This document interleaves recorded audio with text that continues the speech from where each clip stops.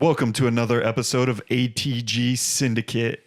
You have me, Jason, Robo, Jeff, Mr. Black, and we're joined by a special guest instead of Scooby today, Mr. Joseph Hyde, or Joey. Joey, an accomplished number one songwriter. Is that fair to say? Ooh, sexy number one songwriter. Yeah, that is fair to say. I've done that one time. One time. That's all that matters. One. All right. To kick us off today, I'm going to read a quote from the famous John Wooden. Don't worry about whether you're better than somebody else, but never cease trying to be the best you can become. You have control over that. The other, you don't. So John Wooden is a perfect segue today. Jeff and I invited Joey on, not for his songwriting prowess, but actually for his fandom of college sports. So Joey, first off, I want to get your reaction to the Michigan Wolverines winning it all this year. Outside of my daughter being born, it was the greatest day of my life. What about your marriage to your wife? Yeah, it's like 1A, 1B. Can we edit that out? No, it was Yes. awesome. It was awesome. Harbaugh said he was going to come bring us to the top, and he did. So, hell yeah. And now he's gone. And now he's gone. You happy about that? I mean, honestly, he is a fucking grown man and has other things he wants to accomplish, and he came and did the thing for us. So go forth, be happy. I hope he's successful, unless he plays the Lions, and then I hope he gets his fucking ass kicked. Well, the reason we have Joey on, and if you're listening on Spotify or some other platform, you're missing the fact that Jeff is dressed in all Tennessee Volunteers gear. Yeah, balls, baby. Is we're here to discuss one of my most controversial opinions, which is I think college athletics should be abolished. Oh, my heart gets smashed. And so to make it fair, I know. I'm sitting across from two guys who have absolutely no desire to see that happen. And so I want them to crush my viewpoint. I'm going to interview Crush. them. Dude, you just said a conversation. Now he's like, crush. Wants to Yeah, crush his I'm going to fucking interview viewpoint. them, ask them questions. We both know I'm going to get even more entrenched in my position and double down. But I want to fight the good fight for a little bit. So the first question I'm going to ask, and Jeff, I'm going to start with you.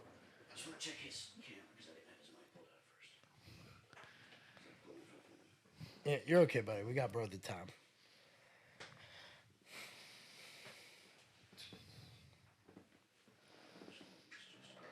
So it kicks off with one of the first questions you're going to ask. Just repeat that. Yep. That way it'll be the same point. I forgot this is your first time in person. I've actually done it a few, so I'm trying to help give you cues. Just figuring it out as I go. Yeah, no, that's why I was like, I was trying to give you cues about things. I'm like, okay. Yeah. That's right. All right. So the first question, and I'm going to shoot it to Jeff for this one, is what do you think the purpose of colleges and universities in the U.S. actually is? Oh, well, to go get a higher level of education, I think that's the purpose there, right? And then the sub-purpose is to enjoy a fruitful college experience, you know, alcohol, sporting events, namely football if you're in the South, SEC. But if you're asking the question about, like, what is the purpose of them for higher education, I think that's their purpose. All right, Joey. Yeah, on paper, it's higher education for sure. But I think, at least for me personally, when I went to school, I didn't go to class and ended up dropping out before they could kick me out for academic failures.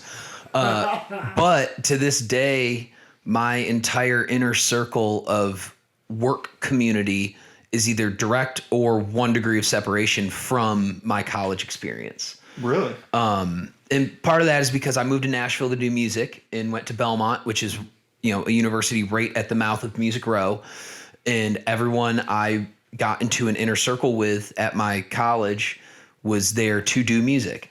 So, you know, we saw a lot of people fall off because they didn't make it and they went home, whatever. But the ones of us that did make it, it was kind of the iron sharpens iron thing.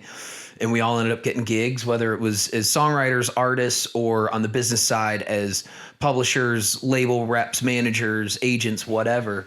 And, you know, that was, I mean, I moved to town in 2006. So that was, I mean, we're coming up on 20 years ago. And through my university experience, I collected what became my inner circle of community with friendships and business.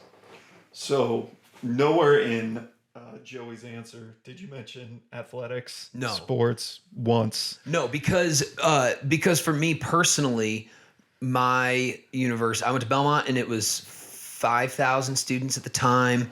Our men's basketball team is good. We make the tournament probably every other year.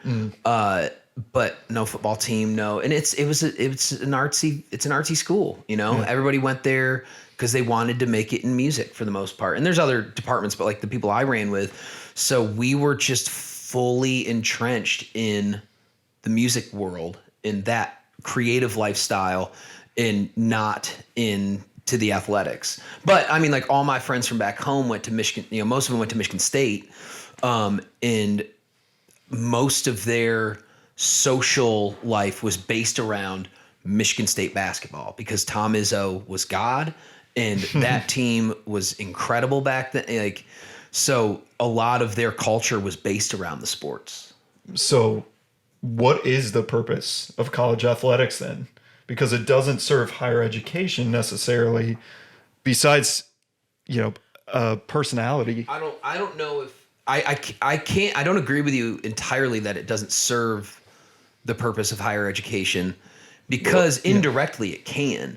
If you have a school that's on the map for whether it's sports or for something else, you know, it's kind of, you know, high tides raise all ships. If you get notoriety for one thing, it can bring appeal in different areas. So if if University of Michigan's football program is fantastic like it is right now, well, that brings eyeballs to the school, Michigan.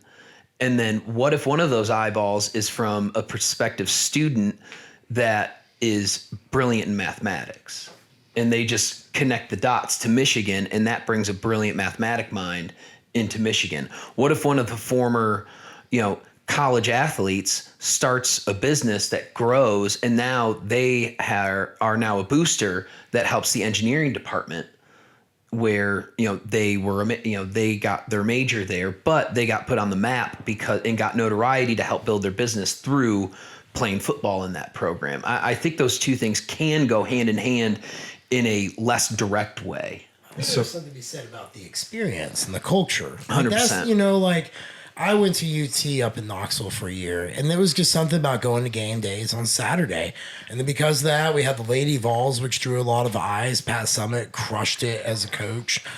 I agree with a lot with what Joey says. Like, you wouldn't know this, but UT's known for aeronautics. We know it because of Josh Dobbs. Right? Aerospace program. Aerospace, right? Astronaut. And you would never think And that of agriculture. UT. Yeah. Huge agriculture But you would never school. think that about UT until football put it on the map. And you're like, oh my God, like the quarterback who's great at UT was a guy who's literally going up in a spaceship to NASA. Like, that's pretty cool to say that happened at one point. And I feel like college athletics bring a sense of community, something to wrap people to make it where you feel bonded and you can say, that's my tribe. And I think that a lot of people maybe identify that. With sports, I identify like with my tribe. If I see someone with the Vols shirt out, I'm like, go Vols, you know, and like, yeah, go Vols. And it's always like a cool, like, respect thing. It's fun. A little fraternity of sort. Yeah. So I'm making an assumption here, and I think I've read it, but shoot me down if you guys don't agree. But when Nick Saban came to Alabama and they started winning, the number of applications from prospective students shot through the roof. Of course. Their academics didn't get any better. Well, that's on them. Then They got better, whipped all these everybody's students all of a ass. sudden want to go there, but their academics didn't get any better. Is that really earned? I wonder if they gained interest from some students that ended up being top of class or potential game changers in their respective fields later. Shouldn't those students have gone to a school that was better served academically than picking one that was a good football school? Maybe. They're probably never going to be able to build up if they don't. I mean, yeah, they might have been. They might have been the big fish, or they were the big fish in their small pond. Then they go to an MIT, a Harvard, a Stanford, a Northwestern, somewhere like that. And then they just get lost in the hustle of all these other great minds, and they end up underachieving because they're not the type of person to cut through the noise like that. So maybe being at a school like, with lesser academics actually better served them. I think we have to ask Robo the question, what do you view a college and university as? Like, what's its purpose? Like, you asked us, like, what do we see about it? But what do you? Did you go to college? Yeah, I went. Yeah. I went to Indiana University for undergrad. Okay. And Wow, then so you're like diehard Hoosier fan. you'd think so, but Give a fuck. All right. I'm pretty indifferent. When I went to college, I went to basketball games. I went to a half of a football game once. Indiana football's not much to go to. Yeah, it's not much. Indiana has football? Yeah, exactly. But no, I went to basketball my freshman and sophomore year, had season tickets, had a great time. But I still struggle with considering it some sort of benefit to the school. And there's a couple reasons why. And one is think about how they do tickets now. So for a lot of these schools, it's first come, first serve. Kids will camp outside 3 days, to be in the front. Think Duke University, North Carolina. Michigan State Tennessee, basketball. Yeah. Football. They do So it for the is that kids. really serving the kids and the greater good of the academics? Probably not. They're limiting those kids' ability because they can't pull themselves out of that Out of the mindset line, yeah. where sports is everything.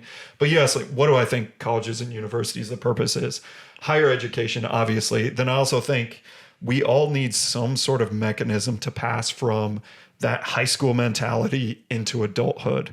We all have different ways to do it. For a lot of people, that's going to 4 years of college, learning to live somewhat independently, but not fully. It's a way to transition into Like the a real halfway world. house of sort. It kind of is. Yeah. Yeah. I think that's the best way to look at it. And you're with all people your age, but you're dealing with real world issues in some way. All right, how do I buy my food this week? Because I also want to drink beer and I can't do both. Yeah, and you get to experience all that and learn all that with a bit of a safety net Yeah. of school. But Your question about the programs and like the building the thing. I was thinking about it. Saying, what about like for example, like the big universities, Power 5 schools, SEC schools. But those programs bring a lot of money that builds buildings, that brings in technology to the school. Isn't that like a benefit to the school? I'm going to have Joey answer a little bit about the finances because I know you dug into this a bit ahead of time and what you think first. Oh, yeah. Hit us with some data, baby. Yeah, college finances for dummies featuring me. We're all unqualified. That's what makes us qualified to discuss unqualified. This. Yeah. Let's circle back to that because I still want to hear more about, if you don't mind, more about what you think college is built for. Yeah. So I think about this story of it's the son of the guy who built the Brooklyn Bridge. David McCullough wrote a book about it, and Jeff may remember more. I don't know. Did you read that one as well? No, it's sitting somewhere on I the think shelf. his name was Washington Robles. Again, don't quote me. I know this is recorded and I'm being quoted, but don't hold it against me if I'm wrong. They talked about when he went to engineering school and how half the kids dropped out. How it was that extreme? How when you got an education, and this was 100 plus years ago, that there was no screwing around. There was not, if you just show up, you'll pass in some way. It was not about sports. It was about challenging yourself to the extreme academically in a way to filter out people who needed to be filtered out in some way.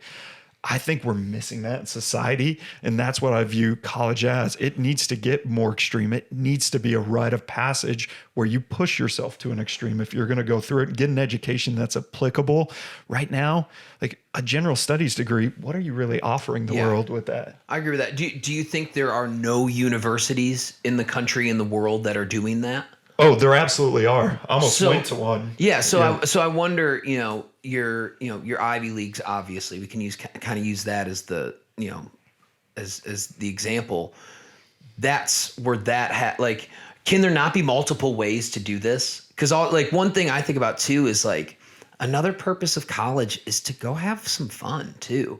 In college that's what I'm sports, saying. I mean, it was better to rip on a Saturday morning on game day, baby. at the end of the day, getting together with your crew and watching your team play on a Saturday or a Wednesday night for basketball, or going to support the girls' volleyball team. I mean, was it University of Wisconsin? It was Wisconsin and Nebraska, I think, back to back, set the record, the attendance record for women's volleyball games, because they put them in the football stadiums and did like 20,000 tickets.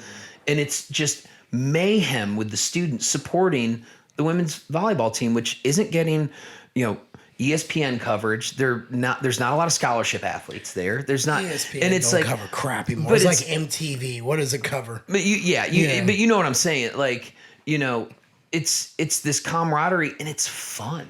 It's just fun, and you make lifelong friends. Like why can't some things just be for fun? Well, I think that's going to lead into the next question, which is when you start to look at the opportunity cost of where those resources could be used differently in colleges. So let's think about potential finances. Let's think about the fact that they're considered not-for-profits. Let's think about what those students could be doing otherwise. Does it start to pull resources from other parts of the university when they put on a big event like that? Getting the student body president or the president of the university involved in things like that. It's distracting from developing the academics. Or is it okay to go hand in hand? Can you still do that and still, raise the bar as far as academics in the university? School. What do you think? Do you think you can have some play in there with a little bit of chasing that ivy? I would argue that university presidents are far too subject to the whims of boosters. Okay. So I think athletics have an impact and academics don't. I think when you start eliminating academic programs before you eliminate obscure sports that cost the school money, I think there's problems there. Well, I will say this, though. If you look at the way, we're talking about academics versus athletics. Yeah. The kids in athletics, they have to hustle now to really keep their spot on a team. And if they're low level, coach just like, hey, this ain't working. They pull like that offer and then they're done. They're not doing that with the dumb kids who are going to college, who are 2.0, skipping along in major fields. They're not being like, hey, you're not really cutting it. We're going to pull that out and make room for someone who's like give someone above a shot in, because you're not maximizing your opportunity. I think they should force more maximization of the opportunity people are given with college in that regard. Wouldn't you say? Like, treat it like the sport kids. You better maximize or you're gone. We're also really generalizing this, like all universities are the same. I think, okay, we got to figure, like, are we talking SEC, Big Ten then? Like, we kind of have to narrow down, like, are we just talking about, like, Big Ten SEC schools, yeah, let's talk and we're about talking that. Football? Like, is that, like, can we just specify Let's a little go with bit? that. Let's go with that for the time being. We should address all of it, because think about a D3 school who doesn't offer any scholarships. You're just walking on, and the schools do still put money and resources towards athletics, and it's just a straight drain, versus a major school where there's incoming in the budget. Yes. Yeah. Yeah. Because I mean,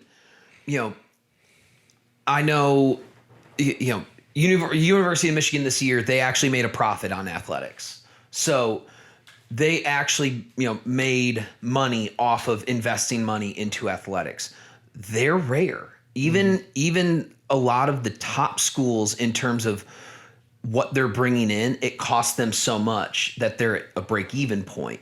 And then you talk about, Samford in Alabama a few years back, they ended up getting rid of their football program because they couldn't afford, so there's so many different examples of how this could look. I say it's like, to me, I look at it like business. Like, some of the schools just somehow got to go up because of the way it did, by, like Joey said, people come in that class and being like, this changed my life. And then they go off and create a tech company that's worth like $1 billion. They're like, oh, cool, here's $20 million to University of Tennessee. I don't care. Enjoy, go spend some money. And I think when I see the D3, D4, it kind of makes me think about, like, well, no one hears my plight in business about trying to get talent to be at my gym or whatnot, because that's hard to acquire. I got to have a reason to go after that. Yeah. So I guess that being said, I look at it like, are we supposed to stop? Oh, fair. I don't look at it like,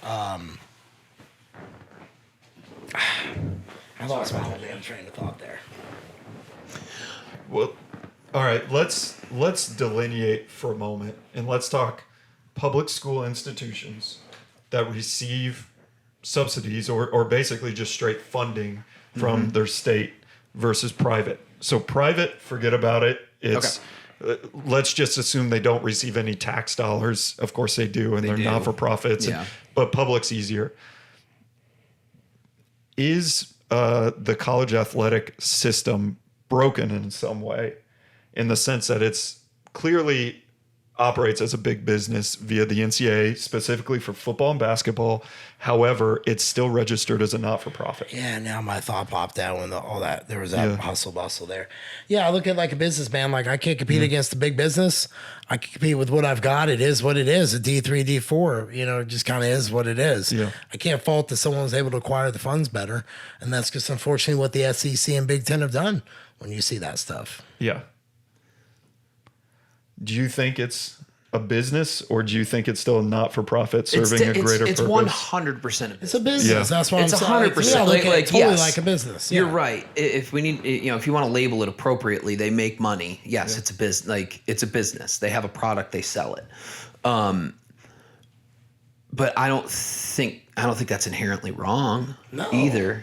But they have not-for-profit status and they're receiving public tax dollars. That is wrong. And also we were talking about this before we got in here. Like, if you want to talk about that level of the financing, then I want to talk about these schools' endowments and how much they make just off of interest per year investing in their the endowment money that they have. They don't have to a lot of these major universities don't actually need to charge kids tuition. They make enough money off of their endowment to cover all of their expenses and still make a profit every year. It's asinine how much money Harvard is the biggest endowment in the country. It's close to 50 billion. But your Michigan's, your Texas system, your Cal system, UT's got a big endowment, there's, I want to say 50 to 100 schools in the country that have over $1 billion endowments. And they're just using that money to reinvest and make money off the interest. And they're still charging tuition. And then look at Phil Knight from Nike. He donated $500 million to Oregon and then went and donated $500 million to Stanford when those schools are already printing presses for money. So the whole system, you can take the word athletics out of it, is fucked up. It is supremely fucked up. The fact that we have trillions of dollars worth of college debt running around in our country right now is people trying to start lives with a housing crisis, with major inflation, and they're still they're upping tuition every year. It's insane. The whole thing is criminal. So you could take the word athletic off of this conversation and then we can get in the nitty gritty. But one thing that athletics do bring in, and I don't want to be a broken record, is some motherfucking fun into a really fucking dark and shitty situation when you know you're going to leave somewhere without a job lined up, $120,000 in debt. So me and my parents had this conversation not too long ago where they were telling us how much they paid when they went to school. Fuck that. I don't even want to know. And this was in the 70s. $800 and I think it was $2,000 a semester for trimesters. And then we did the math on what inflation would be because, we were just curious. And I think it came out to something like $8 or $10,000 a semester. Yeah. Not even comparable, not even close to what it actually is. And now that same school that my dad went to is close to $60,000 What school a is year. it? Rose-Hulman Okay. Institute of Technology. Okay. It's engineering Private school, small school. Private, small school. Yep, money school. Yep. Yeah. Oh Yep. yeah. It's definitely fucking one nuts. built for one purpose. It's insanity. I'll be honest with you. I think it became a business the moment they were allowed to do the TV deals. That's when it really kind of when everybody started going, okay, wait, we don't need CBS, we don't need Fox, we could just build the SEC network, we could do the Longhorn network, we could do the Big Ten network. Yeah. It started really changing the dynamic of sports. That was when it became more business based. I feel that is anything in a capitalistic system. Like, 100%. I love capitalism. I am pro-capitalism. I'm not some fucking, commie social. Like, I'm not. But we But don't you have have- a capitalist system. But we don't. Yeah. Like you need to regulate these things early, and you need to regulate them tightly, or they get taken advantage of, and that's fucking anything. Yeah. That's anything. Yeah. And this wasn't regulated. It wasn't looked at, and now it's gotten way out of hand. That is very true. And I don't- think that's somewhere where me and you agree. Yeah. Is just how out of hand it's gotten with the money and who controls the money and who gets the money and all that. And that's part of the reason why this might segue us. It might throw us off, but that's why I love this NIL stuff going on, and how, with football, the portal happening, like these kids are now getting some of the power back, We're paying them. to control their lives, Yeah. and I love it. So they're getting paid. They're no longer amateur athletes. Exactly. They're professional athletes. But Why they're, are we they're still pretending? are they still technically amateur because they're not being paid directly to play the sport? They're getting paid to promote a product, but that is part of what's enticing them to go play the sport at the place they're at, but it's still indirect. That's payment. like saying I shot That's their someone, loophole. but I didn't kill them because I pulled the trigger. The bullet going into them is what killed But that's them. like the loophole to the whole thing. Yeah. That whatever that loophole is, they're getting paid to fucking play paid. the sport. Yes. They are now Which, hell yeah. professional athletes, which granted, I 100% believe these kids deserve it. They put their lives on the line. They put their health on the line. Why does that belong in a not-for-profit institution that's meant to build skills for kids academically to go through life? Well, because, I think the NCAA says that cold truth on Saturdays. The university spends a lot of time and investment for all the student athletes who won't go pro. And there's a lot of them, man. I mean, you're talking It's 99 Tennessee plus has percent. Tennessee stud players, example, like maybe 3 or 4 going through the draft this year. I mean, out of a team of like 20 plus, they're probably draft eligible. Like, I mean, you're talking like, what, 10% odds you can even get to the combine from that point if you're one of the best on your team? Lucky. Yeah, if you're lucky. So, talk like a big school like UT. Let's just say, for example, they get 4 kids that go in the NFL draft. One that gets drafted in the NBA, one that ends up playing G League and can work his way onto a roster on a 10-day contract at some point. There's 6, let's say a couple baseball players end up in the farm system. So 8 athletes out of their entire athletic department end up doing something on a professional level out of, if you count everything, thousands of athletes each year that graduate, Everyone, be sure to sponsor New Ethics. They're a sponsor of the show. Relentless 10's discount code. I like their gourmet greens. It's just like ATG and all the other good stuff out there, athletic greens. But it's a way superior product, let's just be honest. And who else would you rather support than us? Yeah. Relentless 10, discount code, sure to hit us up. If you're looking for $25 off your next set of labs to have your testosterone, estrogen, complete thyroid, all that checked, sure to go to brittle2unbreakable.com. While you're there, you could probably pick up a copy of my book. Pre-order releases in April. Free little plug. But underneath sponsors is AVH. Claim your discount. I'll be sure to forward them to you. Have a conversation, see what's going on at the hood. If you're depressed or anything like that, I assure you hormones is a good way to start seeing some solutions with that. So we pull in all these resources from all these different areas of the university, and we're now saying that there's only a couple that even might have a small shot at the pros.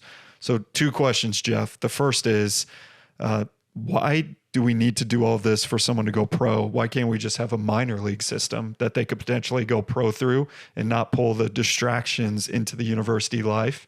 And then the other would be, are those other student athletes who are getting scholarships, who are getting resources that are not going to other potential students who maybe got turned down for a spot, someone who is less academically qualified but could run faster took? Are we going to allow that to continue to happen? Okay, so the first answer,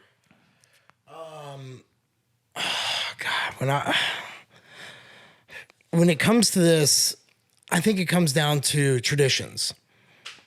I grew up in East Tennessee. It's a tradition to love your Tennessee Vols. Every Saturday, the city shuts down. 102,455 people ransack a stadium. It's a time that the city comes together. It's one of the only times you'll see where it doesn't matter if you're gay, white, black, straight, anything in between. Nobody gives a shit. Purpose is you want to see your team kick the other team's ass. And that's it. And there's something about state pride, school pride. It was always like just a tradition pride. I think that's important. I think that's what separates it. And I think if you put it semi-pro, you remove like a cultural aspect that makes our country unique and great. Because I think that's college sports are one of the most unique things. I mean, I will sit there 10 a.m. all the way till 10 p.m. watch football. It don't matter the team. I just love college football. NFL, I care too much. I give two shits less about that. They bitch about too much money now. But when it comes to that, I think it's traditions. Like, I thought it was cool to go to UT and support my university. And I think that you're given a great opportunity. I think that when it comes to what your question is about the 9 kids who might be not academically qualified, it's a business. At that point, you're allowed to pick what you want to be specialized niche down in.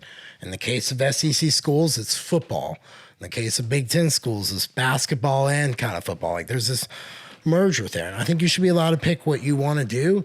And if that's their choice, that's their choice. But I think the kids who are academically inclined, most of them are not aiming to get into UT. They're probably trying to aim to get higher. And the ones who are less qualified who go there because they're faster or whatever, great. They have something that the university benefits from to a degree. And they're benefiting from the TV deals.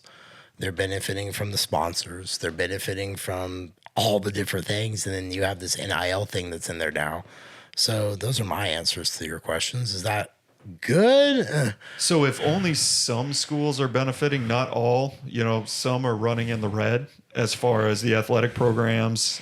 Get rid of them. And here's where you guys might agree. I researched this like Joey researched. I can't find a damn answer. It's so convoluted, the university finances. You have no idea if they're making money or not with right, what yeah. they pull. And that's probably by design that we don't know what they're doing.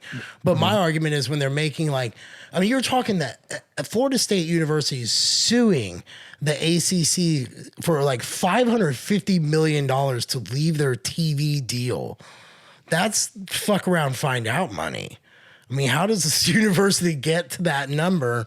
Why aren't those books very clear? Why can't I go and look at that and be like, all right, well, that makes sense. Like the Texas A&M just paid off $80 million or whatever it was for Jimbo Fisher.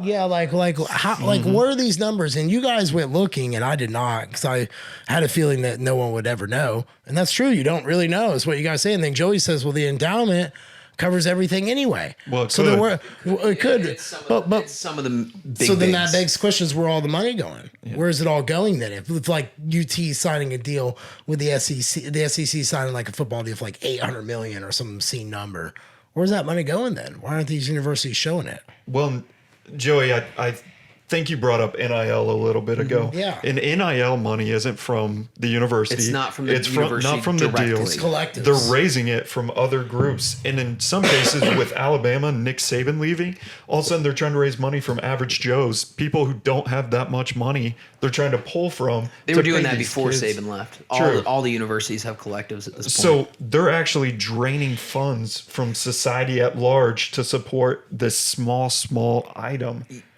So that's how you see it, because you aren't a fan and you don't have a dog in the fight. For a lot of these people, like, that's a big part of their life, is that college football team, that college basketball team.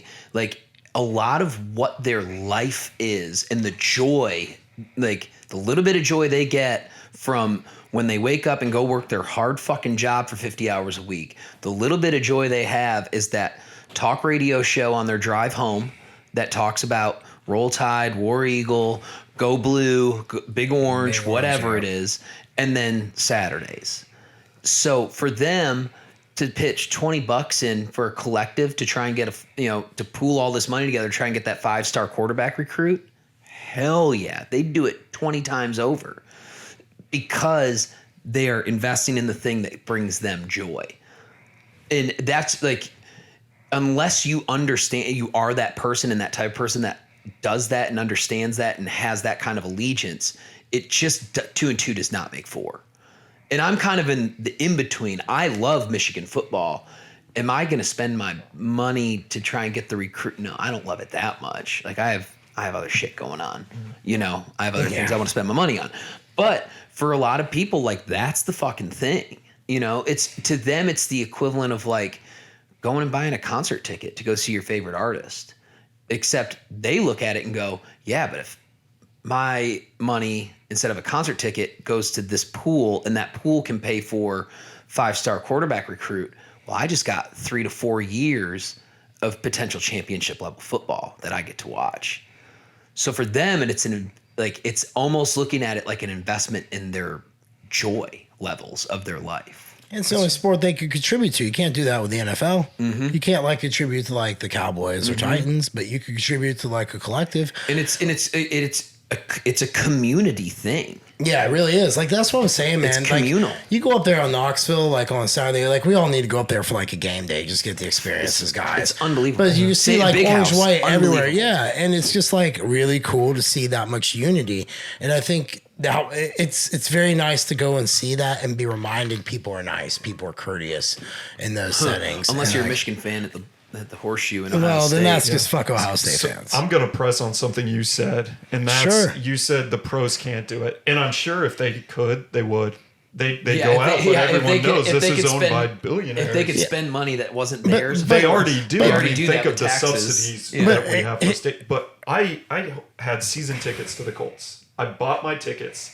They use that money to pay the players. They use the money I'd spend on merchandise to pay the players.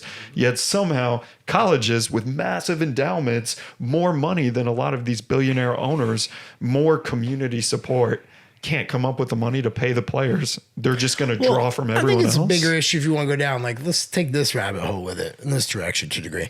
You have the NIL, name, image, likeness, okay? Yep. But what came on the scene at the same time NIL did? College gambling. Like, right? Like, where's all this free money coming from? Like, that's what I'm getting at. And I think to Joey's degree, people are going to do what they want to do. Like, I could sit back and think about, like, probably my mom and my granddad and my grandma, poor Irish, Scottish over here, World War II vet, etc. Just watching the money that he pissed away because of the little things he enjoyed.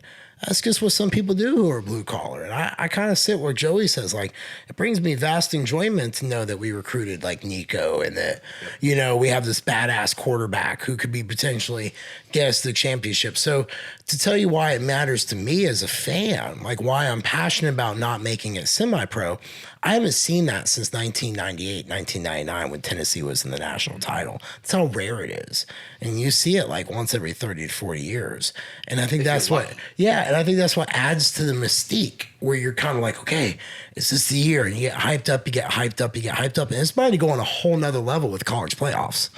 Now you're going to have a lot of teams having the right to duke it out for number one. And that puts a lot of teams who are like a 1-loss, 2-loss, who just barely lost but got better as the season went on in great positions. It's going to really change the dynamics of it. Sorry, do you mind? Yeah, I was go going to for say it. one thing that I think could benefit the NCAA with football specifically is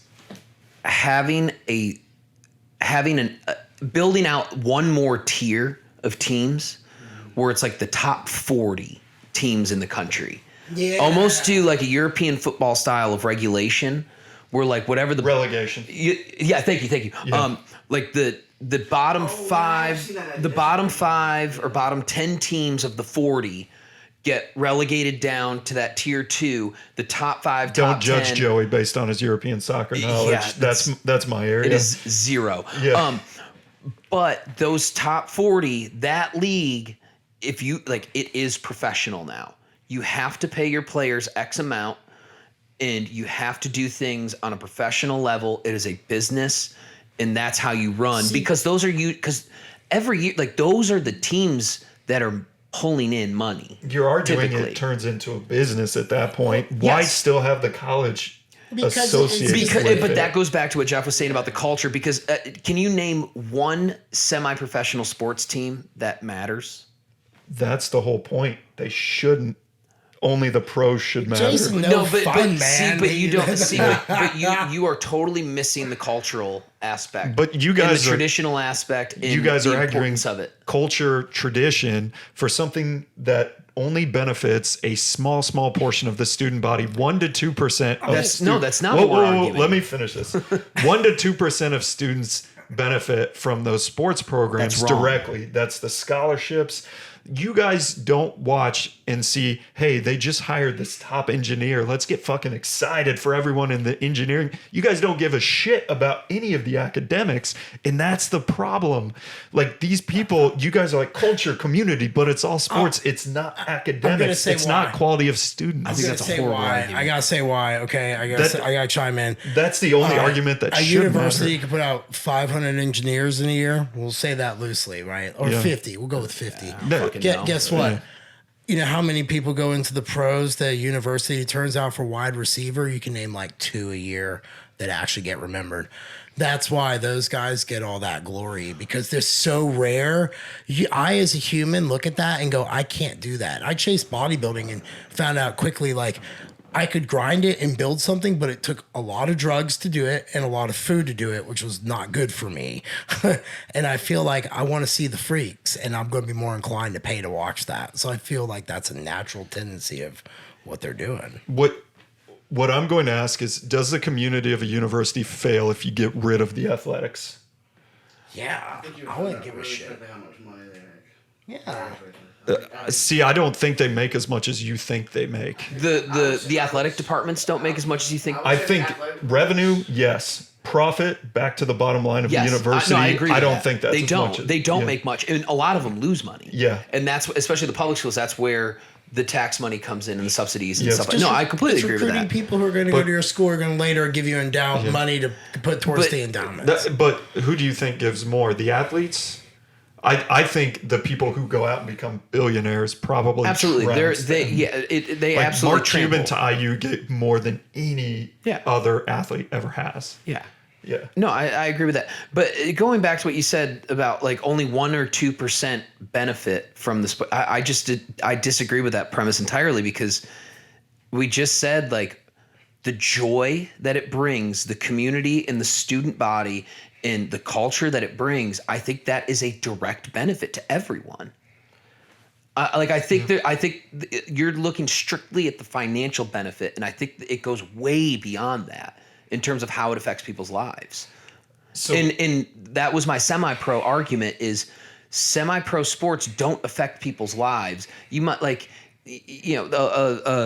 minor league baseball team might fill up on a nice spring day, half their state, because people want to go have a nice day, but no one's talking about them at the water cooler at work. No one's like, making plans to hang out with their chosen family or their family, whatever, on a Saturday to watch the minor league basketball, the G League team in the city. People gravitate towards college sports and gravitate towards that energy and that culture. And like Jeff said, it's something unique to this country. It's unique. It's a really special thing. And I think that is a direct benefit to anyone that feels that thing. And the attachment to sports and sporting competition is innately in humans' DNA. It's been happening since the beginning of humankind. The Romans had athletics, the Aztecs had athletics, the Mayans had athletics, like competition. Like we're attracted to it as people. So this is something we're attracted to, and I think that in itself is a benefit because I gain great joy watching. I'm a big NBA guy. I'll watch a fucking Oklahoma City. What'd you say? So I'm with you on that. Yeah, I'll watch an Oklahoma City Thunder Orlando Magic preseason game in Summer League in August on a where they Thursday. travel every other play and carry every play. Yeah, because you watch a ton of basketball. I actually So- used to watch a ton of college basketball. Yeah. But like that brings me joy. That's something I just enjoy doing. Yeah. Are you saying my joy is not validated as a benefit just because I'm spending money to do it instead of making money doing it? I would argue that your joy doesn't outweigh the academic benefits that should be prioritized over the athletics for the students of the school. I don't think I don't think those schools are suffering in academics because of athletics. I think it pulls resources away. I think it pulls attention away. So much motherfucking money that they can have resources going to all of it. But okay. if we refocus, Jeff, I'm going to point this to you. Sure, yeah. If we refocus all that energy that goes into athletics and circle back to what Joey said at the beginning, how out of control student loan is, and if we refocus that and say, hey, it's time to fix the college system, is keeping athletics part of that future system, or do you get rid of it, make it refocus on academics and make it affordable again? You keep it and you do both. I think you keep it and do both. And I guess I just look at it like, it's going to be, it's going to have to figure out a way where when people make their decisions to go to college, they're held responsible for them and understanding what that can really do too. Like I paid off all my student loans. So I look at this like that argument about the student loans Joey said earlier, I didn't kind of agree with. I'm kind of like, pay your money. How much were your student loans, if you don't mind? $44K. Paid them all off. $44K? Mm-hmm. My school, when I went in 06, was $44K a year. Now it's almost 60. See, the amount of money difference is fucking wild, and businesses are still expecting people to have at least a 4-year degree. Oh, dude! So it's that's what I'm getting. Mandatory. It got to be stupid. But that's the whole thing with the whole system. If you look over what's going on now in college football, the whole thing's stupid over there. Like, the money's out of control, which is your argument. It's draining resources, it's draining attention. Well, here's the thing. I don't want a bunch of people going to college fucking just getting all this attention and accolades for their great shit they do, because in honesty, they're just going to class to learn theory. It doesn't fucking work in the real world often.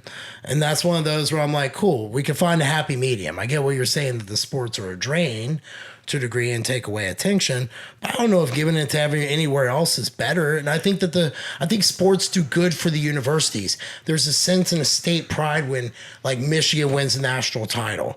I just feel like sometimes like in the world, there's got to be some wins, and a lot of people don't see those anymore. What if, sorry, just to interject real quick, what if the sports and the athletics are actually helping prevent burnout from those top students? Yeah, I mean, that's an interesting from being pushed to the limit, and they get a little break to like watch the basketball game with their friends on a Wednesday night and have some pizza while they stop studying, and it just allows them to chill and relax for a minute and lets them study harder when they get back to the books. The high achievers I knew in college. I'm just saying. I know the high achievers I knew in college, they didn't care about athletics. They cared about getting into medical school. Good for them. Nothing else mattered. Good for them. They wouldn't turn that up. So burnout was burnout. And okay, I and think then that's a type of, that's one type of person. Yeah. And society needs those people. Yeah. But society also needs this other group of people. I think we need all of it. Define the other group of people. People that aren't absolutely end of day driven by a goal. Be it making medical school, be it making this business succeed, be it, most people are not that goal driven. True. Period. Most people just want to figure out how to get the things that they need so they can live a life that they deem to be a happy life. Yeah. I think that is the majority of people. They're not defined by the work that they do. They're defined by, I like this thing, so I'm going to do this job to try and support doing this thing. They work to live, not live to work. I don't know. I could argue this because UT crushed it. They get all that money. Every time they do, they update their weight room. All the college athletic teams can use like the weight room and the other stuff that UT's program hands down. I could see where the football program benefits so much, like when Nike sponsors the uniforms, getting those contracts, stuff like that. I think it gives kids the opportunity with NIL. Like if you remember Marcus Lattimore, that's what really changed my mind on them getting paid. Great example. He was this monster back, had every potential to be like Peyton-esque and Barry Sanders-ish because of his just ability to wiggle. Man, he was just tackled back up behind. Those ACLs gone, and 49ers gave him a chance. Yeah, he never really played in the league. Do it, and he never got anything for it. So and that's where it changed my mind on. I'm like, you know what? He could have at least been should have making gotten money. something, but he could get it from his jersey, he could get it from signing the autographs, get it from the helmets. Those kids deserve that right. Where my problem is with the NIL, and if we're going to make it and say that college is going to be a business, but we're going to keep the culture there, then we need to do something to protect the kids. Like, hey, you're going to get paid these contracts. Some of your money's got to go over here and it's held like in a trust. You just can't get it. You know what I mean? Like, let them have something for the future. Because a lot of those kids, man, the reason they're able now in the NIL age to go 6-7 years because of the COVID rules, stuff like that, they can keep pulling their name out and ask for more money. It's a chance for them to be able to earn, and I'm all for it. I think it's great. Well, the NIL, I would agree, is great, mostly because you had all these white assholes at the NCAA. That one may get me in trouble. That true. were making boatloads of money off these kids sacrificing their health. Yeah. You had all these coaches getting 6 to 12 million. And part of athletics, at least at the young age, middle school, high school, develop social skills, develop Be a the team ability player, to be work a team within a player, unit. learn to understand authority, learn to Discipline. learn from others, discipline. There's so many benefits. And then we get these college coaches who get $10 million a year, who are getting DUIs, who are womanizers, who are just shitty people. And these are the role models for these kids coming from tough upbringings. That's like a couple of them. There's enough that you see these guys who get paid $10 million throwing temper tantrums at 19-year-olds on the sideline. There is no excuse for that. You are making boatloads of money, and these kids weren't making a dime, and they were giving their life for you. Like, you need to be fired and let go. And there's too much of that crap. The NIL fixed that, in my opinion. Now they're all professional in some way. So And absolutely it agree balances with you. the power. Yeah. Too. And the transfer portal too. Like, Transfer if I have a portal does coach that a who's lot. a dick, and I don't he's think they screwing should it, be allowed to transfer out though until after the bowl season. so I you think they have should be to wear it. indentured servants to the school? No, I think he's just saying until after the bowl season's over. Yeah. Well, as long as you So don't just play in move the the bowl, portal right? time. Just a move the month. portal time back. Once the bowl season's done, January 10th, you could get in the in the Yeah. portal. Okay. Yeah. I and be said done that with- wrong. Yeah, no. They're letting them do it the moment the season's done. So it's like, okay, we know we're not going to a game. Who gives a shit? Which is why you had Florida State do their thing, but they were going to get beaten down by Georgia anyway. You guys both agreed on something, and Jeff, I want to get your opinion on it. But you said we can fix both. We can fix the fact that school Sure. costs are out of control while keeping athletics.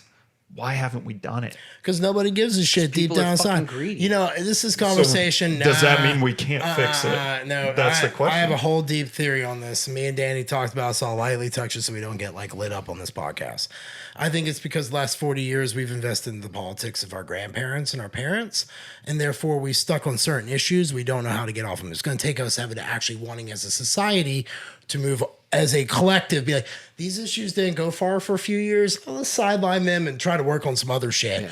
Make our own legacy. That's what's going to have to happen. Our generation is actually going to have to step up and demand the legacy.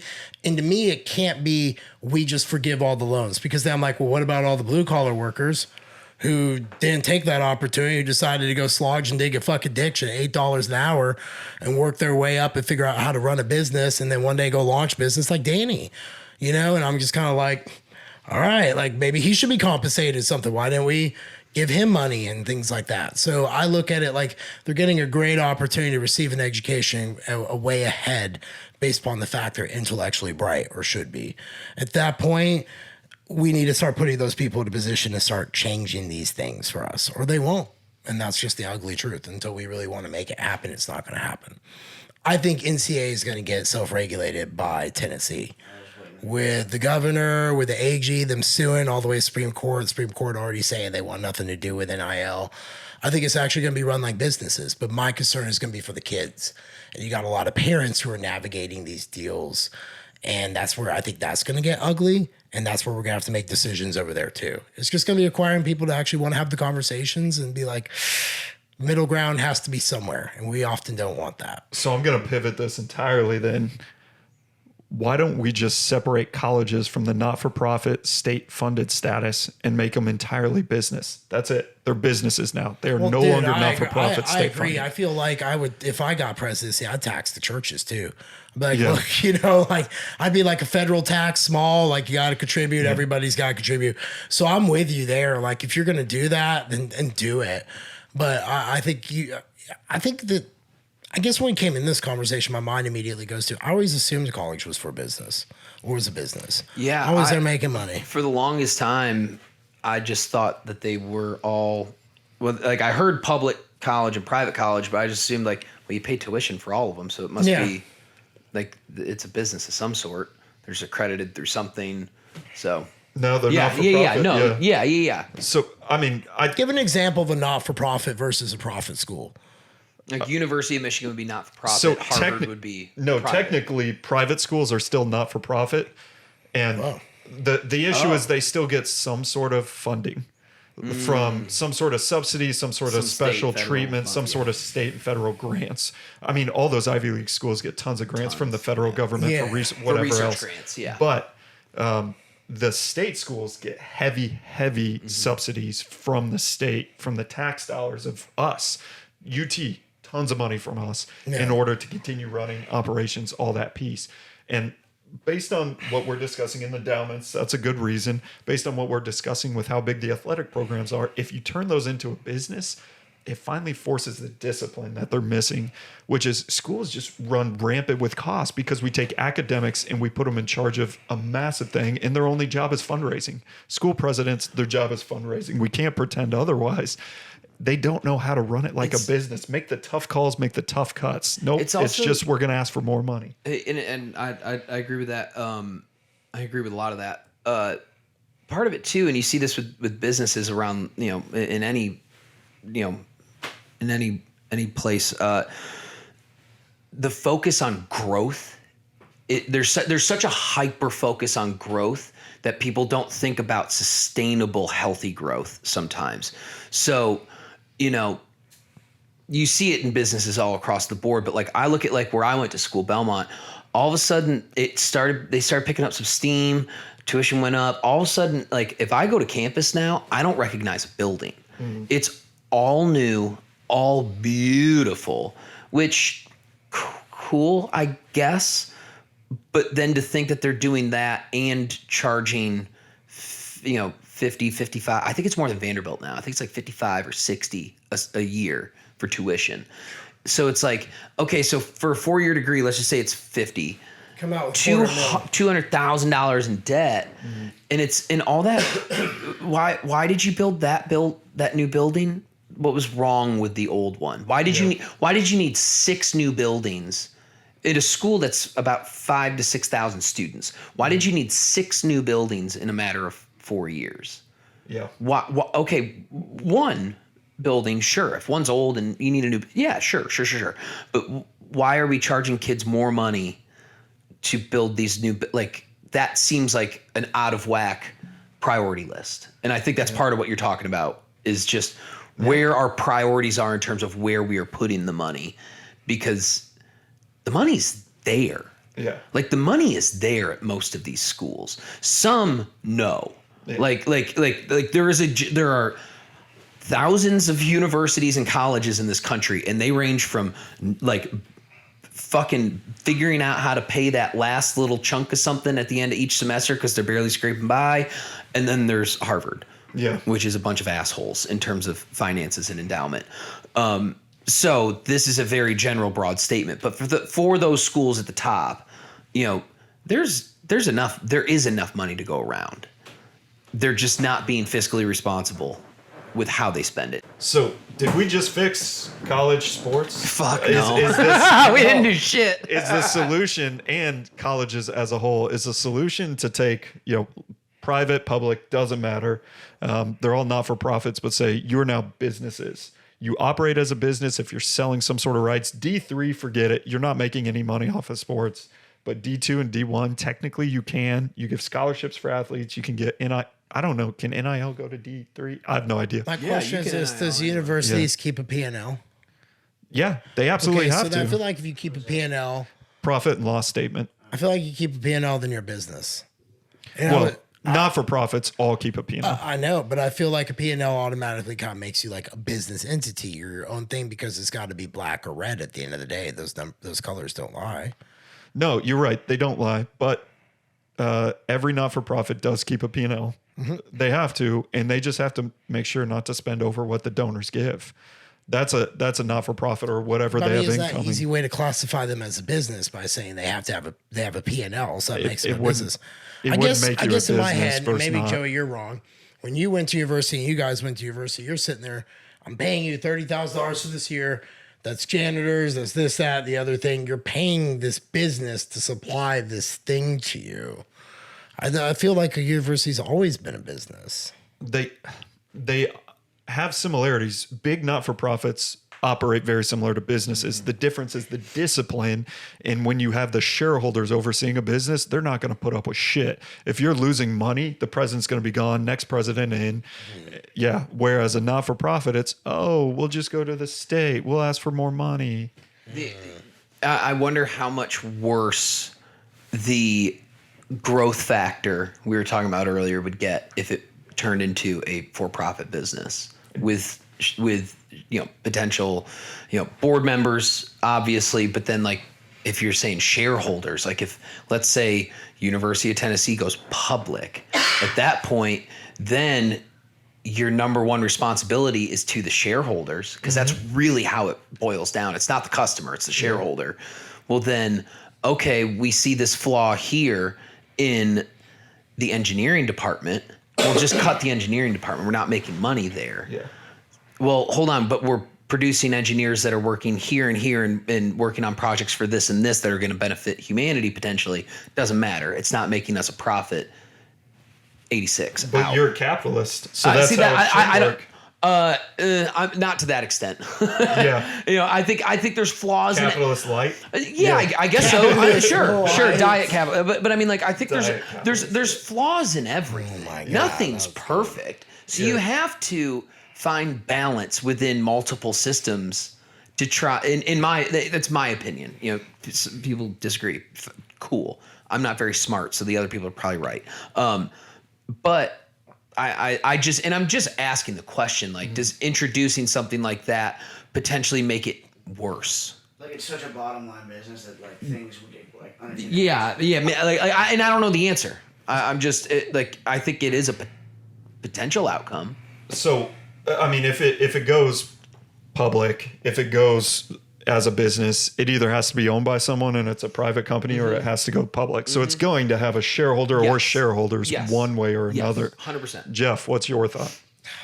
I just feel like if you sit back and now that I like start thinking about this, I'm like, what would I really change about a university? I'm just like, all right, well, do I blame the university for charging as much as they do?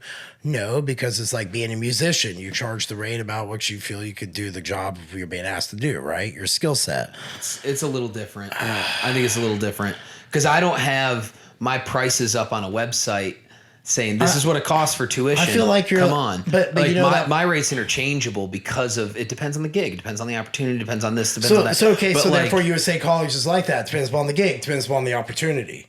from college to college, yes. Yes, Sure. okay. Yes, I see what you're saying with so that. then Okay, at sure. that point, I'm kind of like, all right, then why are we asking the question of why you actually go do this gig, say nursing, we'll go with nursing, and they come out with an exorbitant amount of debt for what they can make?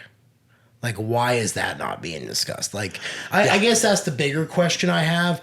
Like, if we're going to continue to have a workforce that drives, at what point is the university actually benefiting our country, our society, growth, domestic production in a way that's actually beneficial to us? Because strapping people down with 30 years of debt where they have to work 60 hours a week of overtime to sustain it is just not. So if it's a durable. free enterprise system where it's businesses, I'm okay if they charge those prices because people can openly choose them. That's I what I think sure it as hell should be. don't want to subsidize a school that's doing that to people, though. 100%. Where they take my tax dollars. No offense, 100%. but here's the whole thing. I don't understand like the lottery system in Tennessee going for kids to go to college. No offense. It should all go to the kids that are in school and need a fucking chance right now. That's like been my deal. I'm kind of like, we should really take a lot of the money for the colleges, all the money, and put it back into like kindergarten through 12 because that's where we need to really work with a lot of kids. Once you get Tennessee to college, schools are brutal. yeah. Now, once you get to college, I'm like, hey, you're an adult, and that's when it's like different. You get You're the making a choices. choice. You're making the choices. What K through choice 12 do you is not a make? choice. You know, like with the kids, we have this with ours. It's like you got to think if you're going to go to college, what job? What's your rate of what you could pay off? Like, what's that monthly payment going to look like? how are you going to afford an extra $600-700 a month that's going to kick on and 6 months after? Nobody's having those conversations. And that's where I kind of go, college is broken, but I don't fault them for charging what they're able to charge.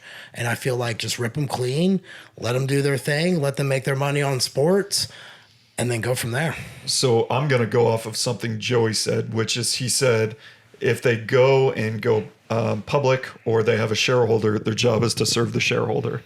And I'm going to say that, doing that, aren't they? well, I would ask, donors, is your the claim donors. that they serve the students now? Do you think that is actually the priority of these Have schools? they ever? See, and I was just throwing out hypothetical. No, I but don't know the answer. Yeah, we do have they? opinions. I think they. I think it's a spectrum. I think to some extent they serve the student, yes. Yeah. And I think to some extent, like you were just saying, Jeff, they serve the donors. They serve, the fundraisers. Those are like your, those are and your then- stockholders. And then to if me. you go public or have a shareholder, whatever that looks like, you switch from serving the student X amount and donor X amount to student X amount and shareholders X amount. It probably just pivots the same problem, new face. So I would argue. I don't know. I would argue that one, you're mostly right with one caveat. And that's if you think about a local not-for-profit, a small one, their job at the end of the day is to serve the end person. Their job is not to serve the Yes. donors, but they'll do it just because they have to glad hand them to get the money to do it. serve. Yeah. Yes. Businesses are the same way. You're still serving the shareholder at the end of the day, but you're going to make the customer happy. That makes repeat business. That earns you money. So I don't see that much difference in switching from a not-for-profit to a business structure. So you don't see there being a big difference. And in I the don't think there's structure a of it. quality difference Okay. at the end of the day, because I actually think the quality would go up.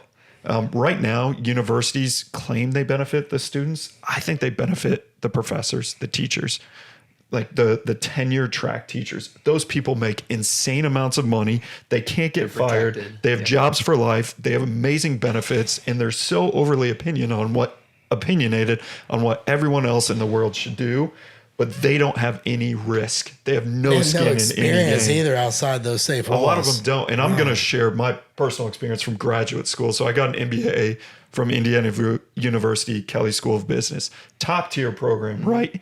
We had professors who wouldn't give us grades back for 8 weeks.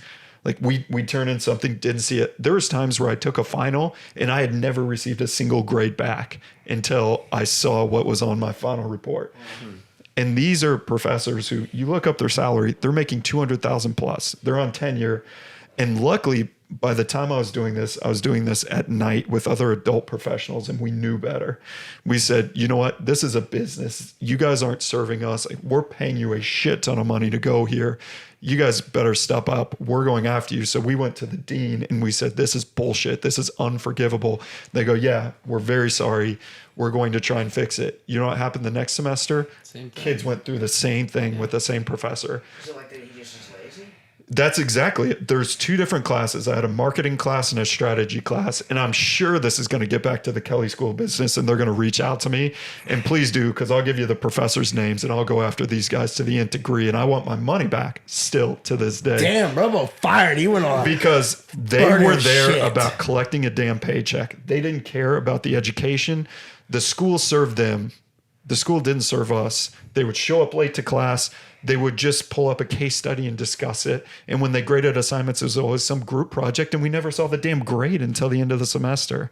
That's the current state of college right now. I don't think my experience is alone. Professors think they are untouchable once they have tenure. And we have to change that. That's why going to a for-profit structure in a business gets rid of that. If you're not performing as a professor, you're out. We get someone in who can teach those kids, who they highly rate, and who keeps them around. Bro, you don't want to talk to me about that because I think federal government, state government, local government should all have to do that too. I don't think your job should be safe. No. As an entrepreneur, and you even know this songwriter, it's not safe every day. You gotta go out there and hunt and kill it. I get And fired all the time. Yeah, and I think it makes you better though. Like, you know what I mean? That's a whole nother conversation. But I understand what you're getting at, where there's a lot of like, you feel you're rubbed wrong, the rate was wrong and all that. Yeah. But I'll be honest with you. I think that's most everyone's college experience. Yeah. Like most everybody, you go in thinking one thing and you get another.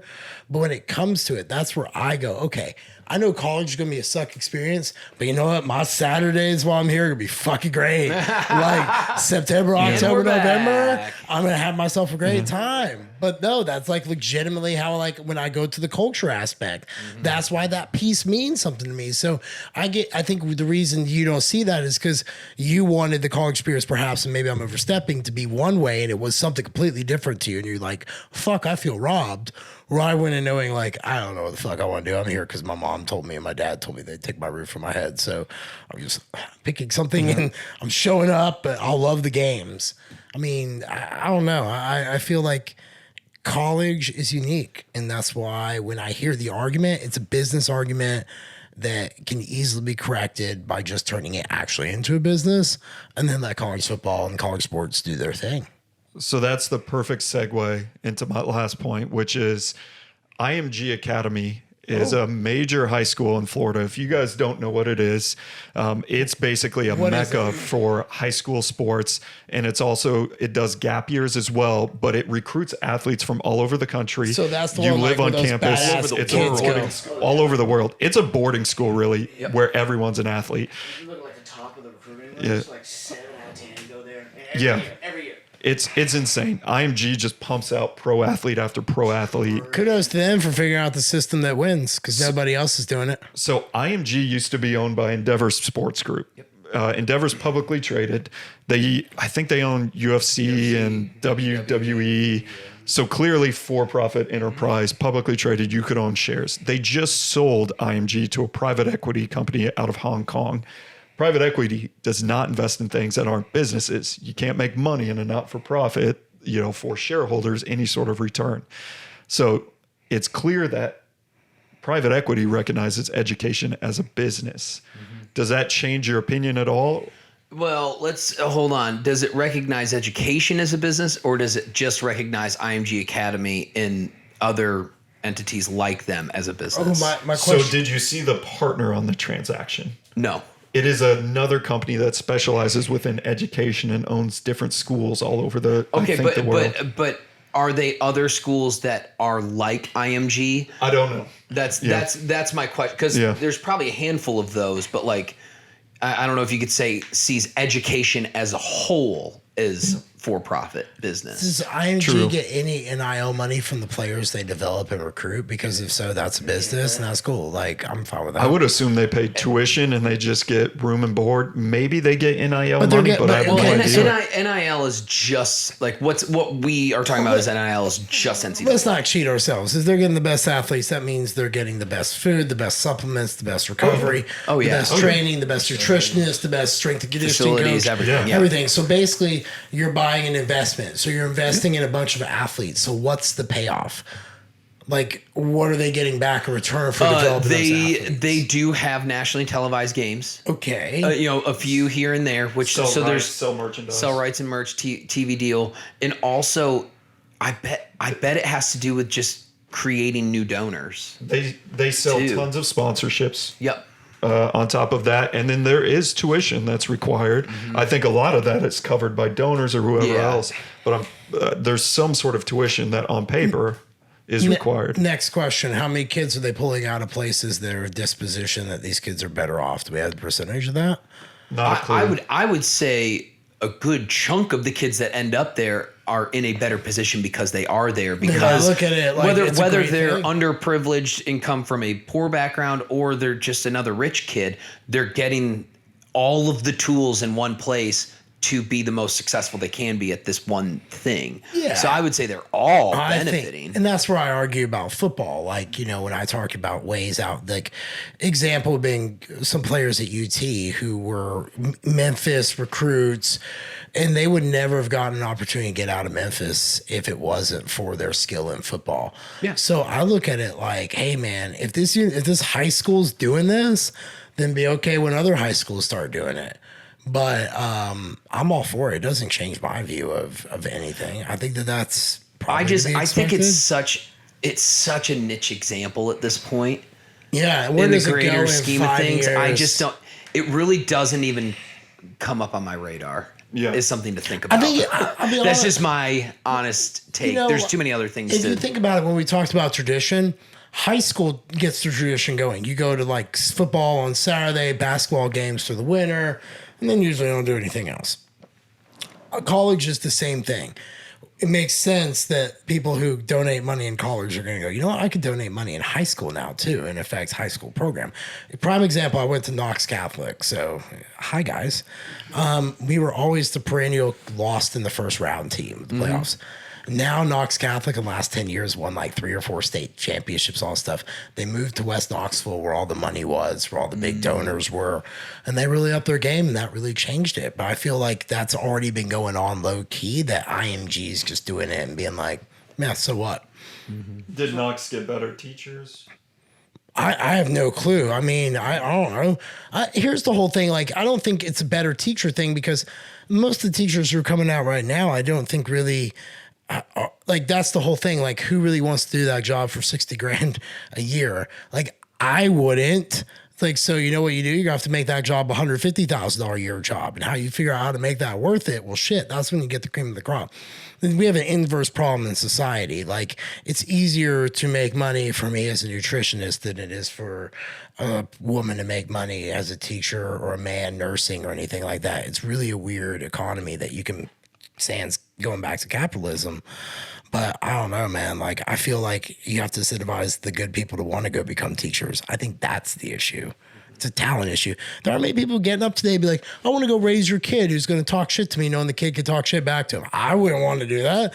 Back in the day, you talk shit. There was real shit that went down. From a teacher standpoint, like, I was just talking to a buddy whose wife is a teacher, and he's like, she has no control over curriculum. Nope. It's literally, she just has this to-do list to try and meet these requirements, and she can't actually teach the kids at their level according to their personalities. Like, it's just handcuff. She's handcuffed. Like there's nothing, like he was saying, there's nothing she could do to like actually try to personally benefit a student, you know. And then the parents are so fucking shoot first, ask questions later.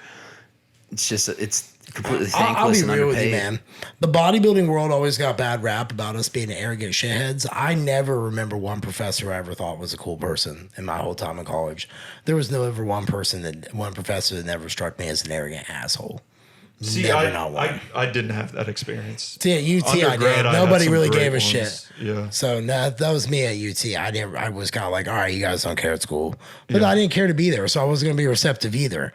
And I think that speaks to a lot of the disenchanted in our generation. We were told to go to school, and I would have been better off just working at GNC at 18 and going down that path. So. Well, I mean, we're taking these kids and we're saying, hey, you know, you go to school, you can take out $120,000 in student debt to go to school for 3 years at some state or 4 years at some state school, or you can go in the military, pick up a gun and risk your life for a cause that's a bunch of rich white assholes in Washington, D.C. who don't even know why they're sending you over there, except they have stock in defense companies. Yeah, some personal interest. Yeah, there.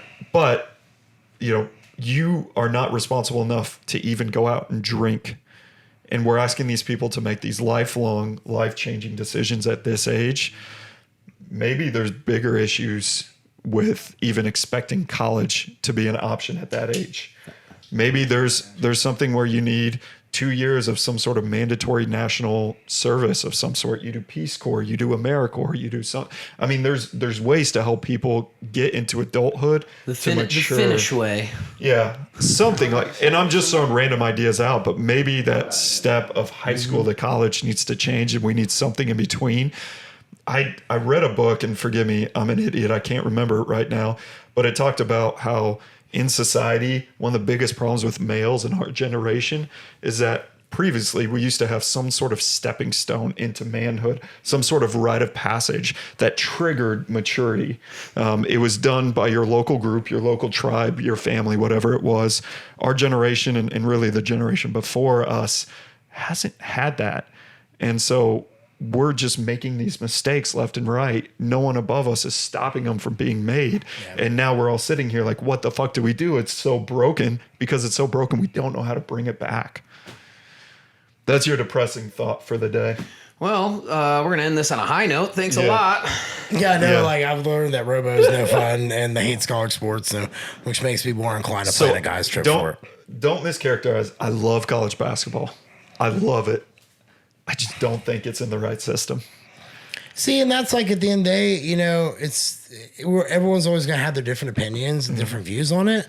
But I look at it just like there's nothing I love more than September, October, November Saturdays. Like there's just nothing I look more forward to. It's a time where I know I actually won't like look at my phone. I won't delve into work. It's a time where I'll just be like, oh shit, there's nothing better than just like absolutely watch it. And that's peaceful to me. Some good old-fashioned veg time. Yeah, man. And I don't ever get that much in life. So it gives me that. And that's therefore I'm thankful that it's around and it's tradition. And I think like if it wasn't like the fact that I wear orange or white, as you all know, on Saturdays at the gym and I like go all in on it, it wouldn't be as special to me. But it brings a little highlight to my week, especially if Friday ends on a shit note, which you guys know happens. It makes me happy. But I think when it comes to the academic side of stuff, I don't feel bad for grown adults who make decisions. Like, I think people need to start being held more accountable to them. And I think that it will always be this paradox until we all want to fix it. And that's going to be some hard work. And I don't think people want that. Well, like you said, it's broken. Wow. Why do you want to do it? I know you guys aren't alone in your views because think about how many guys get vasectomies the opening day During the of Masters March Madness. and March Madness. Yep. Yeah. I think that's Because they can the sit biggest. for 4 days and ice their balls. Yeah. You didn't know that? Yeah, the most vasectomies happen opening on Wednesday before the Masters golf tournament or the start of March Madness. Because guys can just sit You on the get time couch off and of watch work, man. sports for 3-4 days. Oh my god. Dude, Dude, I had my vasectomy. It's genius. No, man. I mean, No, it's great. I had my vasectomy genius. on a Thursday, and Friday and Saturday I sat at my computer and just did like an online course for continuing education and just hung out and watched TV. Yeah. for any of you guys worried about Jeff reproducing again, he can't. No, listen, man. I had 2 kids with 2 different moms. I failed, so I stepped out on that one. I said no more. Yeah, it's all on Yeah, Joey listen, now. No, I got snipped. I had one awesome one and said, that's fucking it. I'm not risking it. Did you do it before college football or college basketball? Neither. I did it as quickly after that kid was born as possible. Oh, Once okay. you looked her over, went she's perfectly healthy. All right, Yeah. bye. Gone. Slapped her butt. She started crying. I got snipped. Yeah. Yeah. Yes. Oh man, it's not bad. I did not know that stat though. That's funny. So Yeah, I didn't know that either. So, Joey, last thoughts. Yes. I think college sports are really fun. That's my thought. I think the system is broken to an extent right now. I think most of the ways you could try to fix it also have a risk of making it worse. So I don't know the fucking answer. So I'm just going to keep watching and just kind of be ignorant to the whole thing. Jeff? I think we brought up a point that like you can have a great conversation and it ends up being like, well, shit, it's really broken and there's a lot to it and I enjoy it too much that I don't want to shatter that box and break it. So I say leave it alone, let the players get paid, let the smart kids try to get smarter in college and let the universities make a shit ton of money and profit. And I'm going to go against both of you a little bit and say if we No recognize fun, Robo. if we recognize a system is broken, we have a duty to try and fix it in some way. we don't do it on Even if it politics. makes it worse, try, fail, try again. I agree, and I think they are starting to do that with the NIL and the portal and giving the student athletes more power. So I think it's that showing up is there. happening. Maybe The extended playoff system. I think there are small things that are happening that could potentially do that. I'm going to predict the future. College athletes, unionizing in the future. 100% smartphone. Some schools have tried. Yeah, I think that's it's the future. 100% smart. I'll be honest with you. If the student athletes is unionized, probably the student body should unionize at that point and have their rights too. No, I'm being serious. Like at that point, then you're bargaining at equality across the board. That's where why we vote.